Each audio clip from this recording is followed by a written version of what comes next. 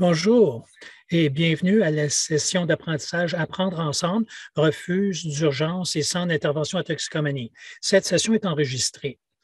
Nous sommes heureux d'offrir l'interprétation simultanée en français pour cette session. Si vous voulez entendre la voix de l'interprète, choisissez François du menu Interprétation en bas de l'écran Zoom.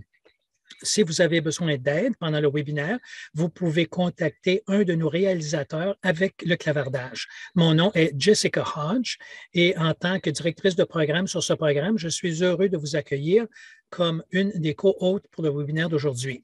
J'aimerais commencer en reconnaissant que nous nous rencontrons sur des terres qui ont été habitées par les peuples autochtones depuis le début.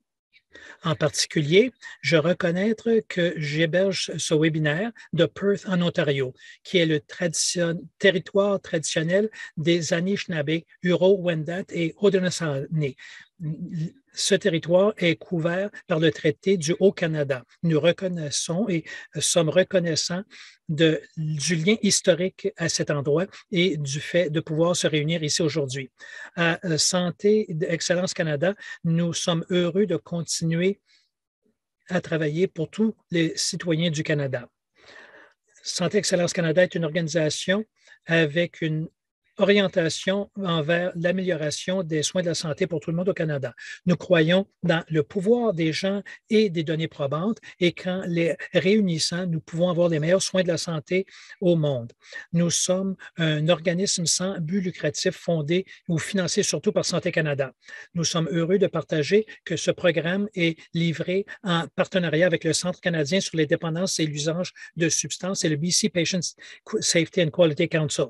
Merci de vous joindre à nous aujourd'hui pour cette discussion. Nous sommes heureux que vous puissiez prendre de votre temps pour participer et j'espère que vous allez trouver cela utile dans vos travaux.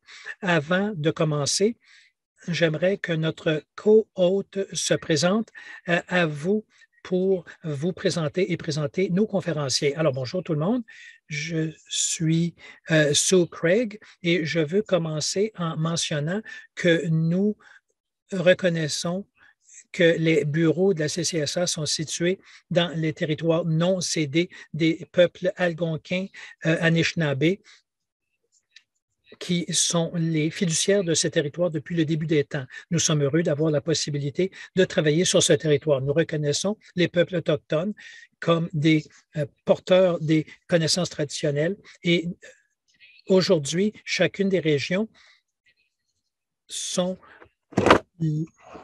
le lieu de résidence de plusieurs peuples autochtones de l'île de la Tortue. Nous avons un partenariat respectueux avec tous les peuples autochtones et nous espérons en venir à une vraie réconciliation. Alors, je veux vous remercier pour vous joindre à nous aujourd'hui. Nous avons hâte d'avoir des présentations qui vont vous aider dans vos travaux. Maintenant, j'aimerais présenter nos conférenciers. Randalyn Ellery est une leader passionnée pour mettre fin aux sans-abri et pour engager dans les communautés. Randalyn est directrice de politique et elle utilise l'amélioration soutenue dans ses prises de décision pour régler des problèmes complexes. Randalyn s'est joint à l'association en 2018. En tant que directrice responsable de l'impact des données et des politiques, elle se concentre sur le développer des outils de données en termes d'infrastructure et de visualisation et relier les données aux politiques. Randalyn a une maîtrise en art et sociologie de l'Université de Guelph et est basée à Guelph. Jean-Louis Denis est un professeur à la Charte du Canada à l'École de santé publique de l'Université de Montréal. Il est un chercheur sur les systèmes de santé au CRCHUM. Il travaille au niveau de la recherche en santé publique appliquée, les études populationnelles et sa recherche veut développer un point de vue transdisciplinaire sur les réformes à grande échelle dans la transformation et l'amélioration des systèmes de santé. Alors, Randalyn, merci de vous joindre à nous aujourd'hui. Alors, je vous cède le micro. Alors, merci beaucoup. Alors, bonjour tout le monde, mon nom est Randalyn et j'utilise le pronom « elle » et je me joins à vous de Guelph en Ontario, qui est un territoire traditionnel des peuples du Mississauga du Crédit et on m'a demandé de partager avec vous les impacts de la pandémie de COVID-19 sur le secteur du logement et de l'itinérance. Donc, j'ai bien hâte de couvrir le sujet avec vous.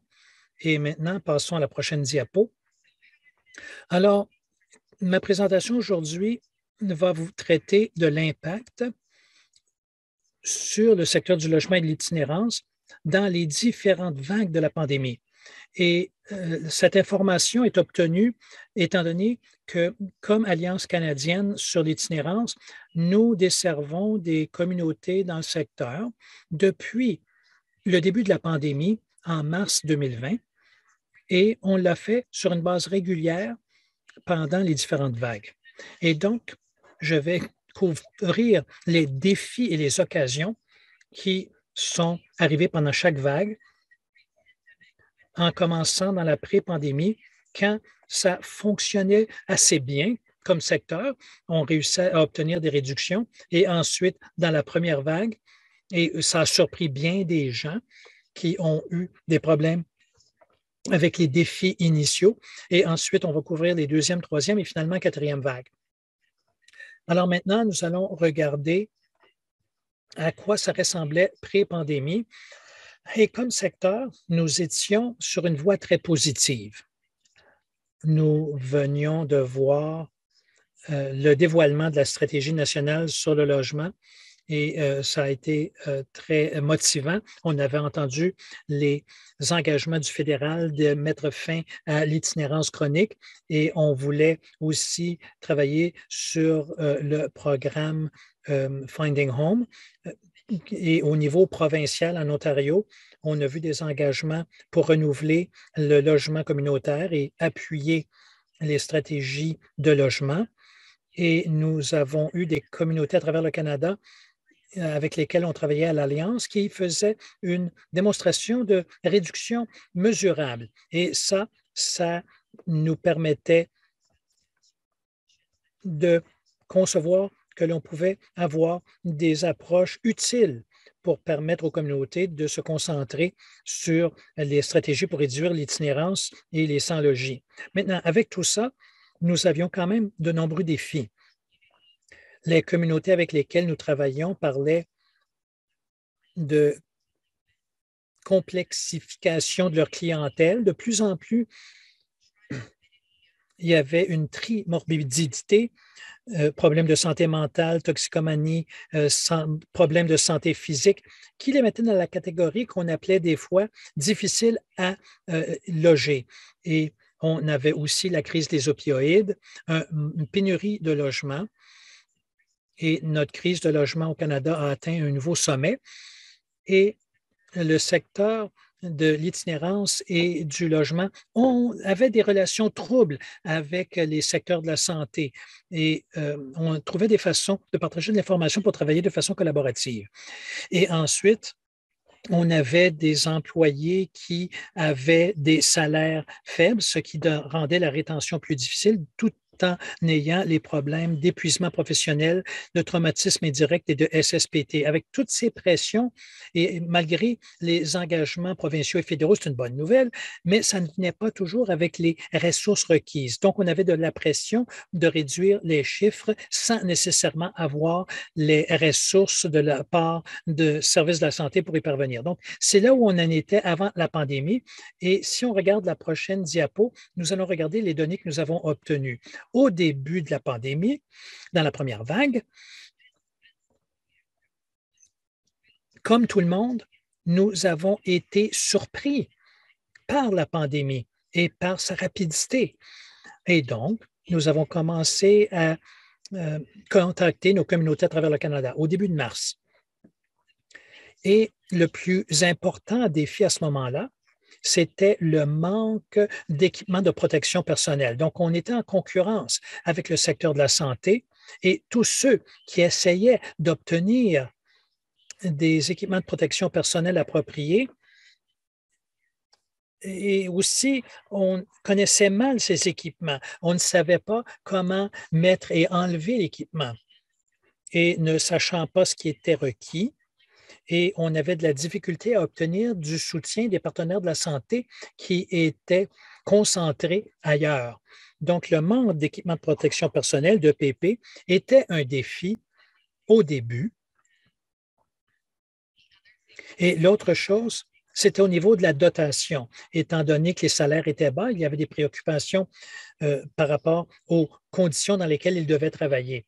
Et que du fait que certains auraient trouvé de meilleures options de prendre la prestation d'urgence pour rester à la maison ou peut-être être obligés de rester à la maison pour s'occuper de leurs proches. Et donc, il y a eu un problème en termes de dotation des postes assez significatif. Au niveau de la planification, nous, comme secteur, n'étions pas préparés au début de mars. Seulement 22 avaient un plan de gestion de la pandémie dans les foyers d'urgence et encore plus lorsqu'il s'agissait des campements. Donc, le secteur avait de la difficulté à recevoir du soutien et surtout de la part des autorités de la santé locale. Et c'était logique qu'on les contacte pour obtenir du soutien, mais en même temps, c'était logique qu'ils soient très préoccupés par d'autres enjeux. Donc, ça, c'était au début, au tout début de la première vague. Et si nous passons à la prochaine diapo, c'est toujours la première vague, mais vous voyez à quelle vitesse nous avons réagi aux enjeux. Un mois plus tard, à peu près, quand nous avons fait une autre validation avec les communautés, nous avons constaté qu'ils avaient changé leur modèle du tout au tout. C'était du nouveau et sans ressources supplémentaires et peu de soutien des autres partenaires communautaires. Et ce changement de modèle faisait sortir les gens des refuges où la distanciation sociale est impossible pour les envoyer dans ce qu'on appelait des refuges d'isolement. Dans l'ensemble, c'était des hôtels et motels où les gens pouvaient avoir leur espace propre et d'autres endroits ont été utilisés, des écoles, différents espaces communautaires, mais les motels étaient les plus souvent utilisés. Les communautés avaient toujours un problème avec un manque d'EPP et ils essayaient de maintenir leurs employés en emploi pour qu'ils se sentent en sécurité dans le contexte de la pandémie. Et aussi, les défis de déplacer le modèle au niveau de la réduction des torts ou des risques et peut-être dans les refuges d'urgence, peut-être qu'ils avaient une meilleure capacité à appliquer ces approches. Mais ça devenait complexe dans un motel quand les gens avaient peu de mouvement dans la communauté. On a aussi recherché du soutien des partenaires de la santé et on a vu que ça a changé. Ils se sont davantage impliqués. Vous voyez qu'en haut à droite, dans ce graphique, en termes de l'aide fournie aux interventions itinérantes par les autorités sanitaires locales. On avait davantage d'aide au niveau de la planification, des équipes mieux intégrées dans ces refuges isolés, mais le grand défi était toujours avec le maintien du nombre d'employés et de bénévoles. Donc, c'est un aperçu de ce qu'on a vu dans la première vague. Et si on passe à la prochaine diapo, nous allons voir la deuxième vague. Donc, de façon très générale, ça, c'était dans les mois d'été, à partir de juillet 2020. Ça commence à gauche de la diapo. Et même si le secteur lui-même avait changé le modèle rapidement, il y avait beaucoup de préoccupations au niveau de la durabilité de ce modèle, surtout compte tenu du financement supplémentaire requis. À ce moment-là, les communautés nous disaient, on peut le faire pendant peut-être 1 à 3 mois encore, mais on a de la difficulté de comprendre comment on pourra maintenir le modèle au-delà. Donc, c'était la grande préoccupation au mois de juillet. Rendu au mois d'août, on a entendu beaucoup parler des campements improvisés où les gens qui restaient hors refuge. Ça, c'est difficile à quantifier. C'était basé sur des perceptions. Peut-être qu'il y avait une augmentation dans la visibilité des gens qui demeuraient hors refuge. Leur visibilité était plus grande que ceux qui étaient hébergés dans des hôtels-motels. Et il y en a peut-être une augmentation qui ne voulait pas rester en refuge parce qu'ils se préoccupaient de leur santé et sécurité dans la pandémie. Donc, ils choisissaient de vivre hors refuge. Mais on avait quand même environ 50 de notre communauté qui a dit qu'il y a eu une augmentation dans cette population. Rendu au mois de septembre, nous avons vu un maximum de préoccupation entre la crise des opioïdes et la pandémie. Les communautés mentionnaient qu'il y avait une augmentation de l'utilisation des substances pendant la pandémie et on avait des difficultés avec la complexité de la clientèle. Et rendu en octobre, les communautés commençaient à se préparer pour l'hiver. Ils essayaient de développer leur plan typique de refuges hivernaux, mais aussi dans le contexte de la pandémie. Donc, cette fois-ci, nous voyons une augmentation de l'accès limité aux services et mesures d'aide, un épuisement professionnel aussi plus grand.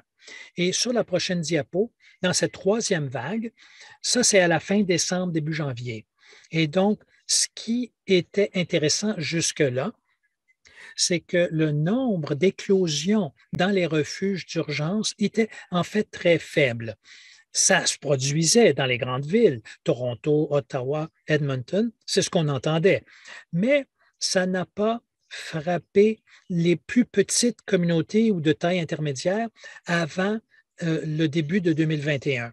Donc, on a commencé à avoir un pic, c'est la zone rouge. Vous voyez que le nombre d'éclosions rapportées à la mi-janvier a eu un pic à ce moment-là.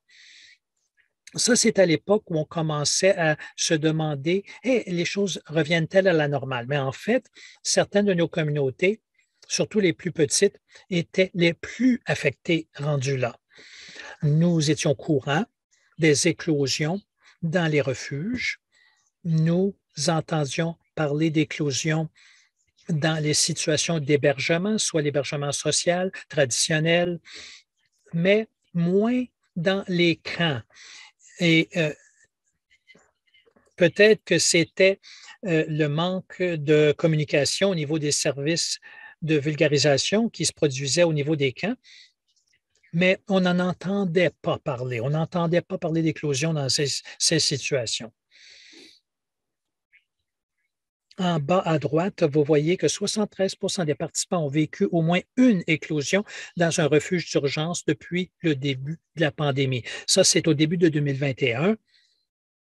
Et les trois quarts de cette population a subi des éclosions. Et 32 ont rapporté que toutes les éclosions ont eu lieu depuis le début de 2021. Donc, une portion significative dans ces premières semaines de janvier. D'accord. Et si nous passons à notre quatrième vague, à la prochaine diapo, c'est le moment où nous commencions à réfléchir à la nouvelle normalité. On entendait parler de vaccins et on avait l'impression de pouvoir revenir à quelque chose ou à sentir un genre de retour à la normale. On a demandé aux communautés à ce moment-ci de réfléchir sur ces défis initiaux, quels sont les défis actuels et qu'est-ce qu'ils prévoyaient comme défis. On a parlé des défis initiaux qui étaient le manque d'équipement de protection, sécurité des milieux, financement, manque directive du secteur de la santé. Et ensuite, c'était une question de comment maintenir le tout. Et les défis prévus, c'était le maintien et la sécurisation des milieux. Il y a eu beaucoup de motels et d'hôtels qui étaient ouverts au début, mais depuis quelques mois, nous entendons parler des communautés qui ont eu à trouver d'autres espaces et pour les remettre à leur usage d'origine. Le financement demeure toujours un défi. On a eu du nouveau financement de la part des gouvernements fédéraux et provinciaux, fédéral et provinciaux, mais au début de la pandémie. Mais là, c'est revenu au financement normal et on n'a pas entendu parler de financement supplémentaire à ce stade. On a toujours des difficultés au niveau des ressources humaines pour maintenir les employés. Et les employés ont beaucoup de difficultés, ont eu de la difficulté pendant les troisième et quatrième vagues avec l'épuisement professionnel provoqué par la pandémie. Le changement constant du modèle et comment ils peuvent offrir du soutien.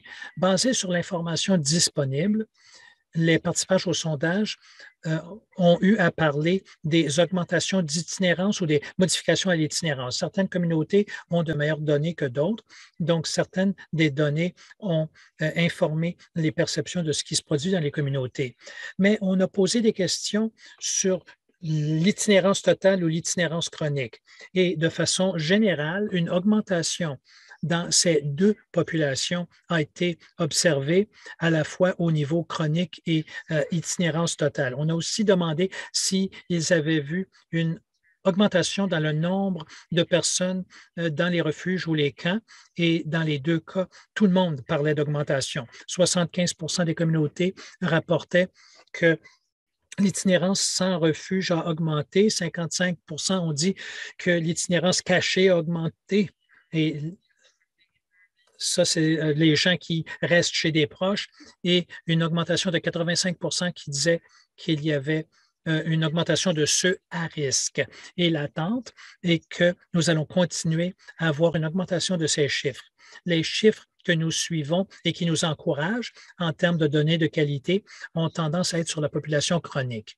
Et donc, dans ce scénario, les gens seraient itinérants pendant au moins 6 mois. Donc, on a commencé à voir une augmentation dans l'itinérance chronique chez ceux qui ont perdu leur logement depuis 1 an. Donc, ils satisfont à cette nouvelle définition. Et nous avons aussi demandé au sujet des préoccupations à l'avenir, 45 mentionnent que leurs employés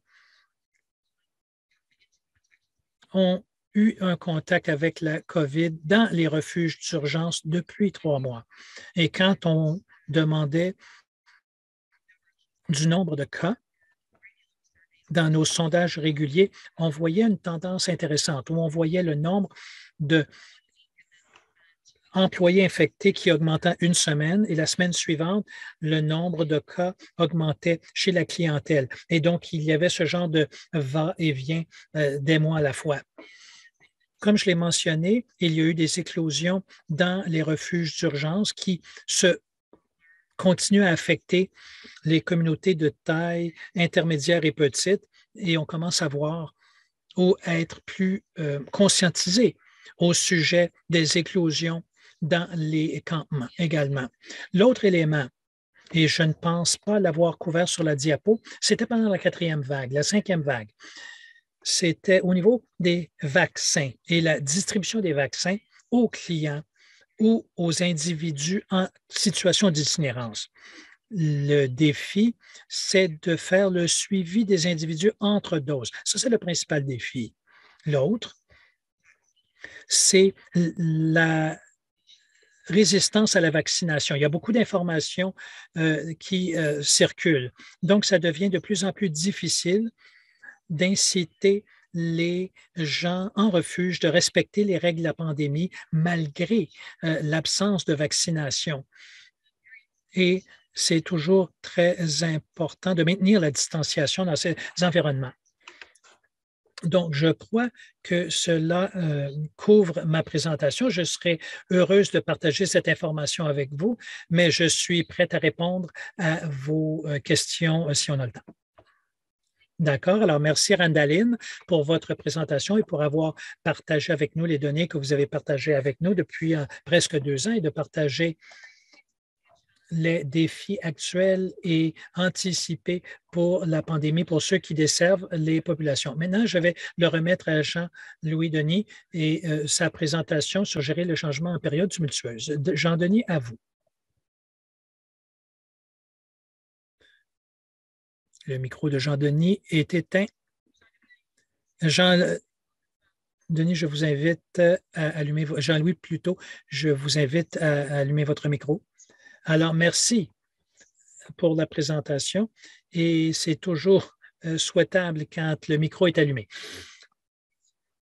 J'ai été très impressionné par la présentation et les données et qui montraient l'expérience pendant la pandémie dans votre organisme. On m'a demandé de parler des changements. Une des règles quand on parle de gestion de changement, c'est que il faut avoir beaucoup d'informations au sujet des défis très spécifiques. Et j'imagine que vous avez partagé, vous avez eu des enjeux semblables à travers le Canada dans votre secteur, mais, mais avec des spécificités locales. De mon côté, j'ai décidé de proposer des idées sur le changement quand on a des périodes tumultueuses comme pendant la pandémie. Et une chose qui est très claire pour moi, c'est que dans chaque secteur, la pandémie est un révélateur de capacité au changement. Et dans votre secteur, on l'a clairement vu. En même temps, ça illustre des vulnérabilités persistantes et on va le voir dans la phase post-pandémie. Il y aura des ajustements et des adaptations à faire et vos données le montrent clairement. Ce qui arrivera quand les ressources deviendront ou reviendront au niveau pré-pandémie sans ressources supplémentaires. Et ça, c'était mon introduction. Maintenant, prochaine diapo. J'ai trouvé votre stratégie à la fois un défi, mais réalisable. Ça ne sera pas complètement zéro, mais vos données ont montré que vous avez fait beaucoup de progrès avec le temps. Et je dois dire que je l'admire. Moi, j'ai une fille qui est une travailleuse sociale et moi, je vis au centre-ville de Montréal dans un point très chaud. Donc, je n'ai pas d'expérience directe avec la situation et les personnes pour lesquelles vous travaillez et les problèmes que vous avez à gérer, mais j'ai une expérience quotidienne. Donc, prochaine diapo.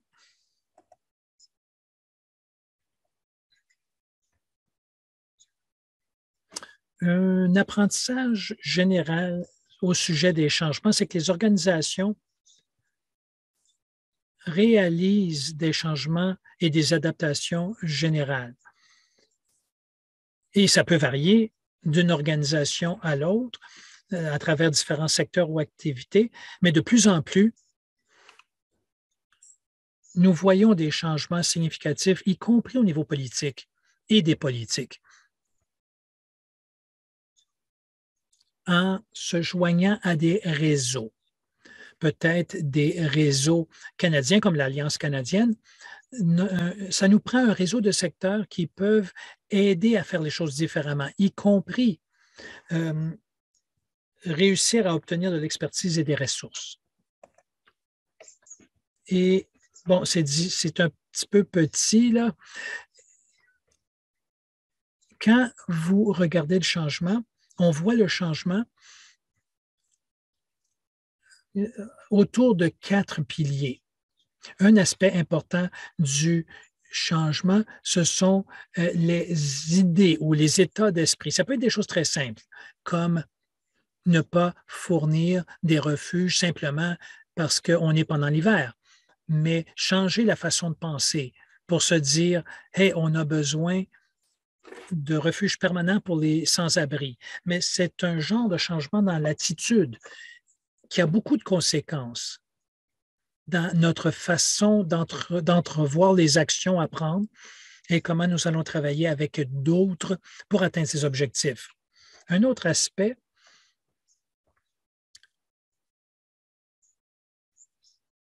c'est la structure du secteur. Comment les ressources circulent, d'où elles viennent, comment nous pouvons nous organiser compte tenu des limites structurelles et possibilités dans un domaine ou un secteur. Et je vais y revenir plus tard. Ensuite, on change nos apprentissages en même temps et on apprend à faire les choses différemment en ayant des occasions d'expérimentation. Et je ne veux pas dire bon, ce genre de projet n'a pas une bonne réputation au Canada. Ce que je veux dire, c'est qu'il nous faut avoir l'occasion d'essayer de travailler de façon différente et de trouver différentes solutions aux problèmes existants et persistants. Et je vais y revenir. Et un autre aspect qui est très important, c'est la relation au changement, face au changement. Quand nous essayons de faire les choses différemment, on aura probablement besoin, du moins dans mon expérience, vous devez relier ou communiquer avec vos acteurs, avec vos organisations, comme je l'ai déjà mentionné, ce qui signifie que vous devez développer de la confiance entre ces nouveaux joueurs et avec ces nouveaux joueurs. Et quand nous pensons au changement, nous voyons le changement comme une obligation de s'éloigner de l'habituel. Donc, le changement représente du travail supplémentaire pour des gens impliqués dans les changements de leurs pratiques. Aujourd'hui, c'est une exploration en 15 minutes d'idées entourant le changement. Donc, ce que j'ai décidé de faire, c'est de vous parler très brièvement de la partie état d'esprit ou attitude pour explorer des occasions pour le changement et l'adaptation au changement. Donc, la première mentalité, c'est l'organisationnel, la recherche organisationnelle positive comme ressource de changement.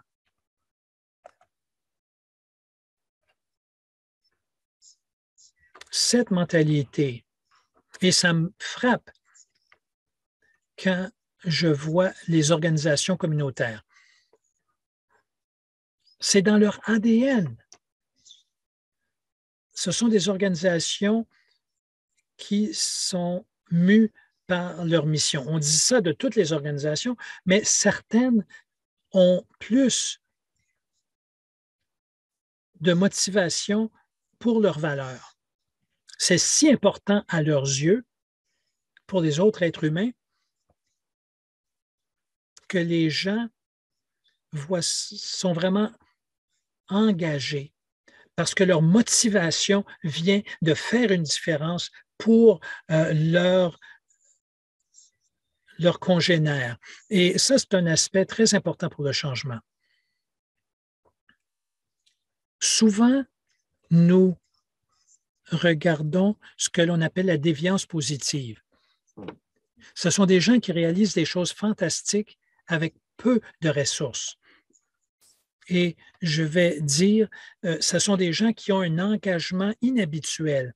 Et ça, c'est un aspect très important. Mais en même temps, et vos données l'illustrent, ça peut être épuisant parce que les individus ou collectivement dans une organisation communautaire font de leur mieux parce qu'ils sont si motivés par leur mission, ils essaient, dans la mesure du possible, à compenser pour toutes les carences du système. Et le meilleur exemple, c'est le niveau de ressources auxquelles ils ont accès pour desservir leur clientèle, comparé à d'autres secteurs d'activité. Donc, ce sont des ressources très importantes pour le changement et l'adaptation, mais en même temps, c'est une situation à haut risque parce que les gens peuvent s'épuiser. Donc, elles doivent dépendre d'autres mentalités face au changement pour survivre, si je veux mettre ça d'une façon un peu dramatique. Donc, d'un point de vue positif, il y a cette idée que la machinerie du changement est basée sur l'égoïsme, sur l'altruisme. Par exemple, vous avez cet individu fortement engagé et on se dit, ah, ils vont se débrouiller, ils vont réussir à s'adapter. On peut les aider dans cette mentalité en essayant de fournir, pas fournir, mais de développer des outils ou des méthodologies à travers de la formation.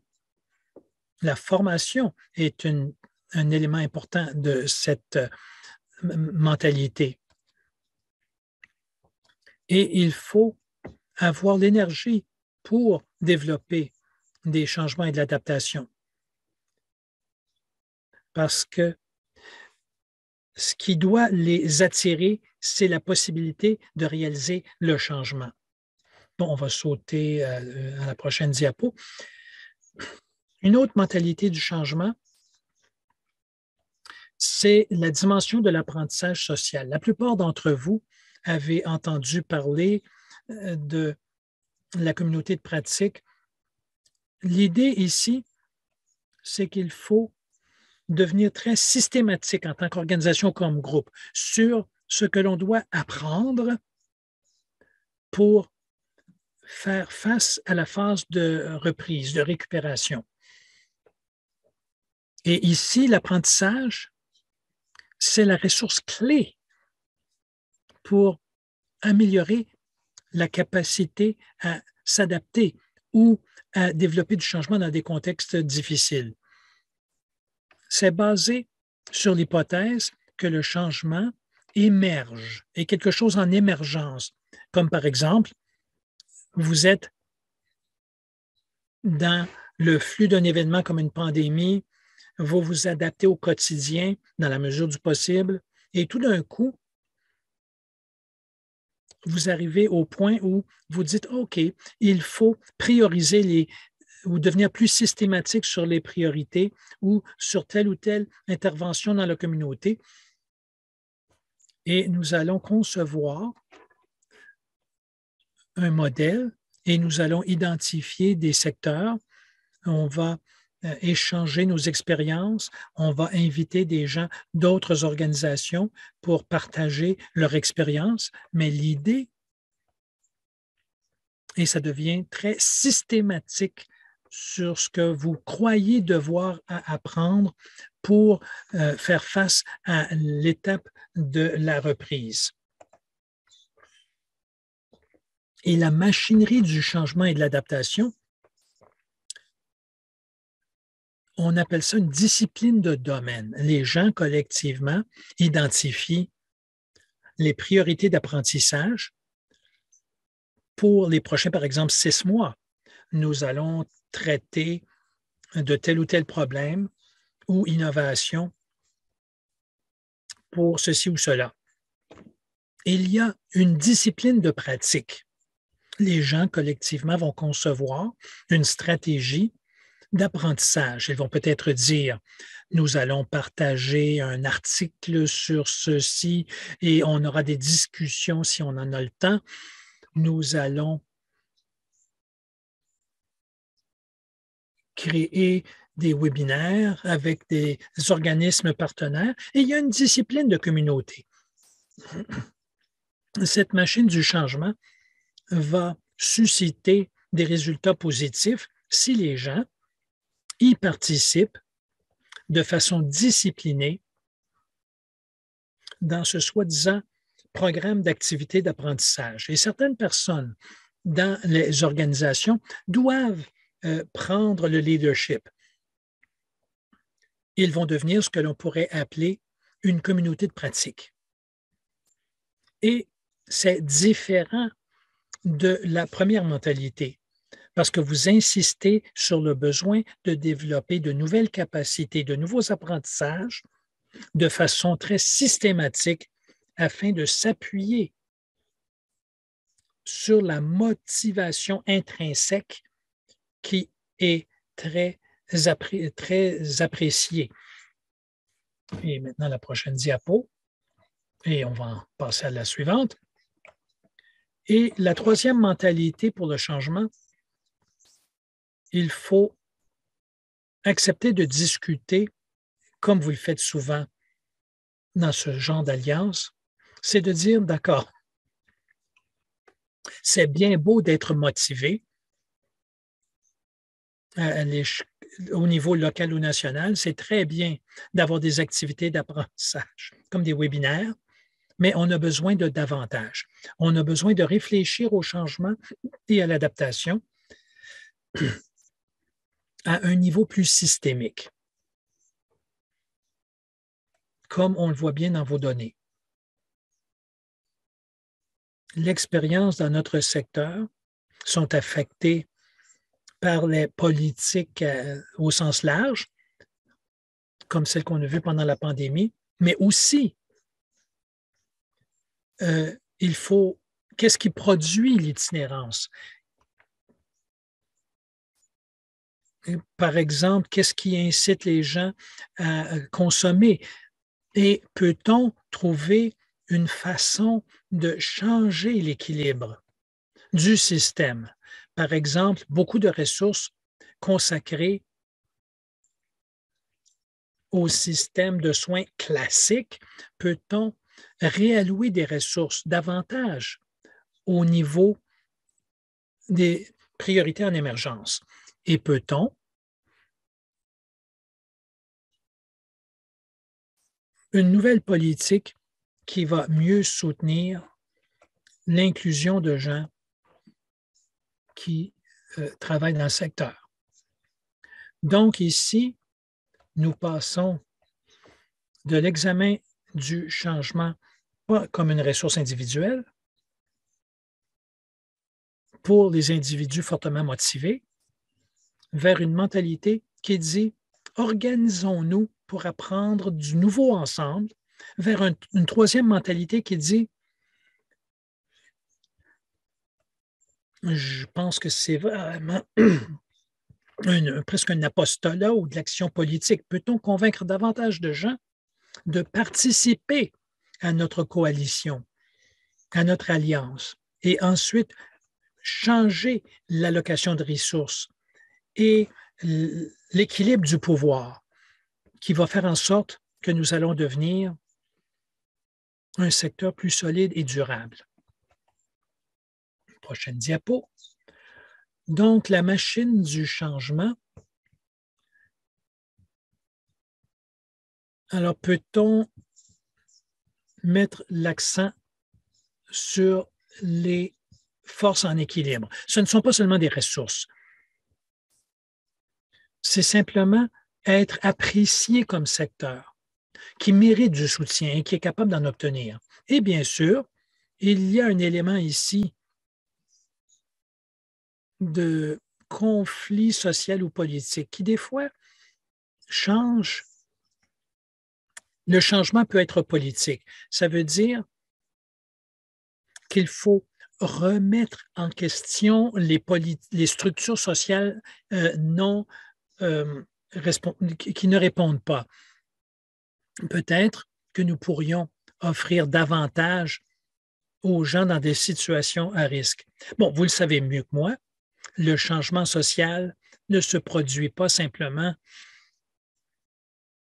ou ce n'est pas un changement naturel. Il faut ébranler les structures. Et cette machine du changement dépend de cette idée que ce qui se produit très localement est affecté par ce qui se produit au niveau systémique. Donc, ce que j'ai essayé de faire, c'est vous présenter des mentalités du changement, mais sans savoir comment vous vous identifiez à ces mentalités. Développer des stratégies de changement et d'adaptation doit combiner les trois mentalités et leur pondération va varier en fonction du contexte, de la région et du calendrier de reprise après la pandémie et peut-être aussi entre provinces ou entre zones de responsabilité. Donc, je vous ai simplement mis des questions de réflexion qui peuvent avoir du sens pour vous. Peut-être que vous pouvez vous appuyer sur certaines de ces mentalités pour appuyer votre action liée au changement et pour vous aider à mobiliser différents acteurs du changement dans vos communautés. Merci.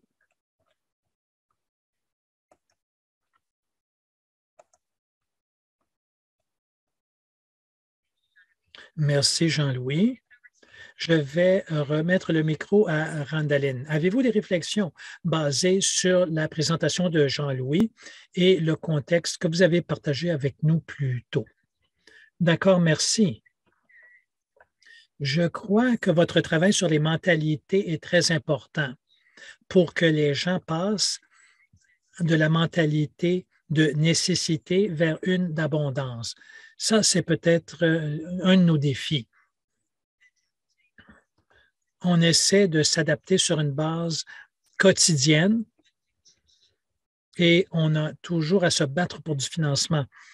Et je trouve ça particulièrement difficile avec les employés sur les premières lignes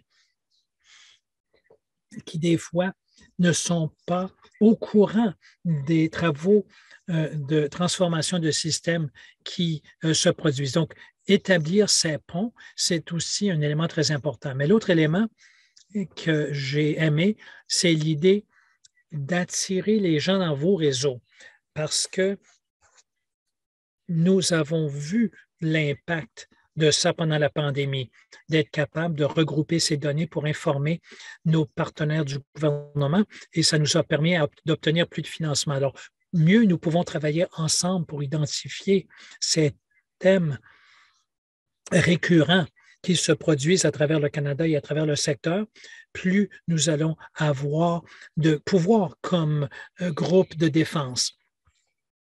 Et ça a bien fonctionné pour nous de l'étendre aux gens avec lesquels nous travaillons. Alors, merci. Merci à tous les deux pour vos présentations. Maintenant, nous allons ouvrir aux questions de l'auditoire. Si vous avez une question, un commentaire, vous pouvez les partager dans le clavardage. Si vous voulez contacter un membre de notre équipe, vous pouvez me contacter directement dans une ou l'autre des langues officielles et je vais m'assurer que votre question soit posée aux membres du panel. On va commencer avec une question. Moi, je vais en poser une et ensuite, je vais aller à mes co-hôtes qui vont aussi en poser. Randaline, vous avez parlé de l'impact des enjeux reliés à la pandémie qui changent avec le changement de la pandémie et comment ça change selon la taille des villes. Qu'est-ce qui vous vient à l'esprit qui nous permettrait de plus rapidement réagir aux besoins du secteur, surtout quand il peut y avoir des enjeux différents auxquels différentes organisations auront à faire face? Oh, bonne question. On a vu des différences dans les défis auxquels les communautés ont à faire face, basés sur leur taille surtout. Et donc, ce qui arrive dans les grandes communautés, ce sont celles qui sont souvent mieux financées. Un des avantages d'obtenir du financement du fédéral, c'est la flexibilité et la capacité de la communauté de déterminer comment dépenser ces fonds. Et donc, nous avons des communautés qui ont reçu des fonds du programme d'hébergement. Et peut-on utiliser ces fonds pour mieux réagir aux besoins identifiés? Mais ça prend aussi une autre mentalité. C'est s'éloigner de la mentalité mesure d'urgence vers une mentalité logement. Dans la pandémie, surtout dans la première et deuxième vague, beaucoup de financement est allé pour envoyer les gens dans les refuges d'urgence à acheter des EPP et d'améliorer les salaires des employés dans les refuges d'urgence. Et avec le temps, les communautés qui ont réussi soit à maintenir ou réduire leur nombre d'itinérants se sont concentrés beaucoup sur le logement, l'hébergement. Donc, plutôt qu'avoir des communautés qui fournissent les besoins liés à l'urgence, quelles sont les occasions d'envoyer des gens vers des logements et rester en logement?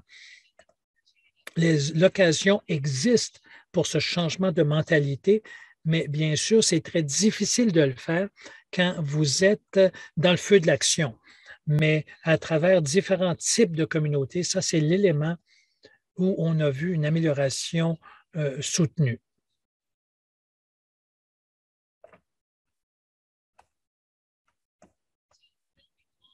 Donc, en s'appuyant sur ce problème de devoir éteindre des feux au quotidien, comment peut-on encourager le réseautage et ce partage de pratiques exemplaires quand les gens sont dans cet état d'esprit d'urgence et cette concentration à éteindre les feux au quotidien? Et je vais commencer par Randaline et ensuite Jean-Louis. Bon, favoriser l'échange entre collègues, ça a été très utile, surtout quand on a des liens entre des communautés de taille ou de régions semblables. Les gens peuvent apprendre les uns des autres. Ça a été un très bon outil. Et simplement d'entendre dire, ah, vous aussi, vous vivez ça. Ah, je ne suis pas seul, c'est rassurant. Ça aussi, ça a été un élément très important. Oh, j'ai oublié mon autre idée. Pouvez-vous répéter la question? Ben, la question, c'est comment peut-on inciter les gens à réseauter quand ils sont si pris dans leurs problèmes au quotidien? Si vous avez besoin d'y réfléchir, on pourra demander à Jean-Louis. Ben, la gestion du changement, c'est important. Je sais que l'environnement virtuel, ça devient difficile. Les gens commencent à être tannés. Ils ont hâte de revenir aux rencontres en personne. Mais il faut travailler avec ce qui est disponible. Donc, les webinaires, les communautés de pratique, ça a été très important. Et l'autre élément, en termes d'encourager l'amélioration, c'est d'inciter les communautés à réduire la taille. Ça devient si difficile de réfléchir à comment peut-on loger tout le monde dans la crise. Ça devient impossible. Donc, les encourager à penser petit, à faire des tests et impliquer les employés de première ligne dans cette expérience. Ça aussi, c'est critique, c'est essentiel. Et pour ajouter, dans n'importe quelle organisation, vous avez des leaders, soit formels ou informels. Mais pour passer d'une mentalité d'urgence vers autre chose, je ne sais pas comment l'appeler, une organisation, malgré les pressions, doit trouver de l'espace pour prendre du recul. Ça doit être structuré. Et le grand message de la deuxième mentalité est qu'il faut trouver une façon de prendre une pause et ça va générer de nouvelles réactions, de nouvelles façons de faire et ça peut aider à atténuer les pressions. Je sais que ce n'est pas une solution magique, mais ça peut atténuer une partie de la pression si les gens ont le temps d'échanger sur leurs expériences ou sur leurs autres connaissances. Et à mon avis, c'est une des grandes responsabilités du leadership, de mettre les gens sur pause. Peut-être que c'est quelque chose que la direction peut encourager à l'intérieur des organisations. Ces rencontres informelles sont une façon de commencer à l'interne et ensuite de prendre cette information qui sort de ces rencontres et les appliquer à l'extérieur. Mais un rôle du leadership, on entend beaucoup parler des employés sur les premières lignes qui nous disent, je ne peux pas en prendre plus. Donc, il faut communiquer le message. Ce n'est pas plus, c'est une façon différente de travailler. Et moi, je suis tout à fait d'accord.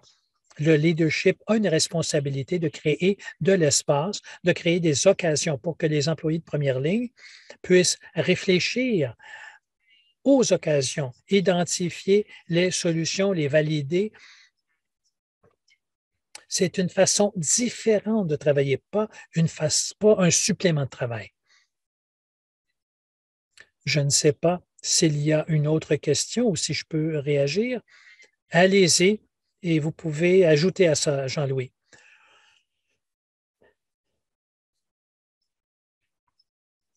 Un des aspects, quand on réfléchit au changement, et c'est relié au processus de réduction de la taille, éventuellement, au niveau local, les gens ne peuvent pas tout faire.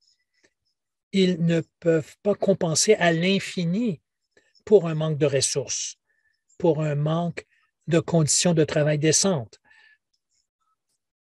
ou une crise du logement.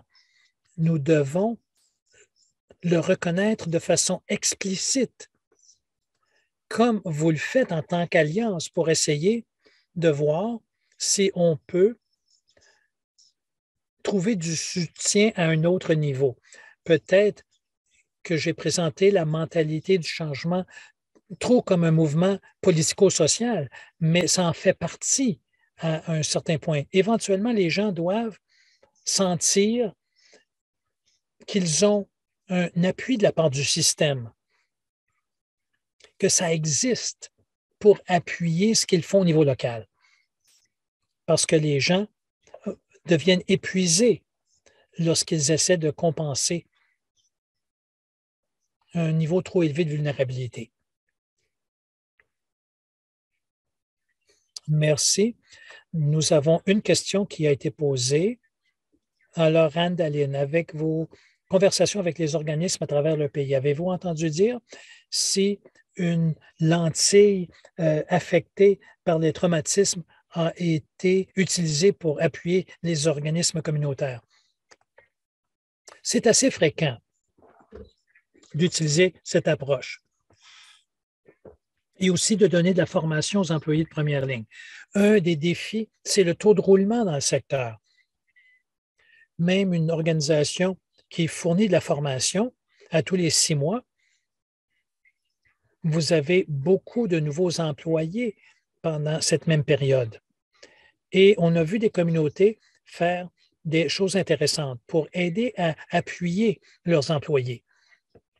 Une communauté a pu établir un partenariat avec une grande organisation pour mettre leurs employés sur un programme d'aide aux employés, pour leur donner davantage d'accès au soutien. Certaines communautés ont pu fournir davantage de flexibilité en termes de leurs horaires de travail. Les gens font de leur mieux pour appuyer le secteur, mais la réalité des salaires bas et des heures imprévisibles et de travailler dans un environnement avec une clientèle de plus en plus complexe, ça les met dans des situations difficiles. Et de plus, on est dans une pandémie. Donc, il y a des problèmes à domicile. Donc, tout le monde a des problèmes avec ces enjeux. Et très rapidement, à mon avis, et vous le savez mieux que moi, dans ce secteur, la résilience du secteur. Vous pouvez stabiliser les capacités. Je crois que c'est des grands enjeux et la pandémie n'affecte pas que votre secteur. C'est très révélateur de comment la résilience varie d'un secteur à l'autre. C'est très difficile quand vous avez un taux de roulement élevé. Récemment, on a eu notre conférence de l'association et on a eu une soumission de vidéos des héros de la pandémie. Je vais essayer de mettre le lien dans le clavardage. Et il y a des gens qu'on y voit qui sont allés au-delà des exigences. C'est vraiment très inspirant. Super, Randaline, merci. Et si vous trouvez le lien, et même si c'est après le webinaire, on va le rendre disponible. Et nous allons conclure. Il nous reste environ 1 minute. Alors, merci à Jean-Louis et Randaline pour vos présentations aujourd'hui. Notre avant-dernier webinaire aura lieu le 14 décembre de midi à 13 heures, heure de l'Est. Ce webinaire va s'appuyer sur la discussion d'aujourd'hui et nous aurons la docteure Laura Lennox qui va parler de la durabilité et discuter des stratégies pour appliquer les gains appris dans la pandémie. Alors, encore merci à Randaline et Jean-Louis. Alors, prenez quelques moments pour compléter le sondage que vous avez maintenant à l'écran. Et je vais vous lire les questions. Nous devons quitter. Merci, Jean-Louis.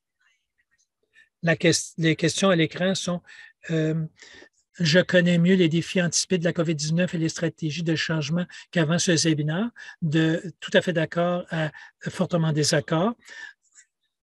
Dans l'ensemble, je suis satisfait de ma participation au cours, de tout à fait d'accord à fortement désaccord et je pourrais appliquer ce que j'ai appris dans ce webinaire. Alors, merci d'être ici aujourd'hui et on va se revoir dans le prochain webinaire le 14 décembre. Alors, bonne journée tout le monde.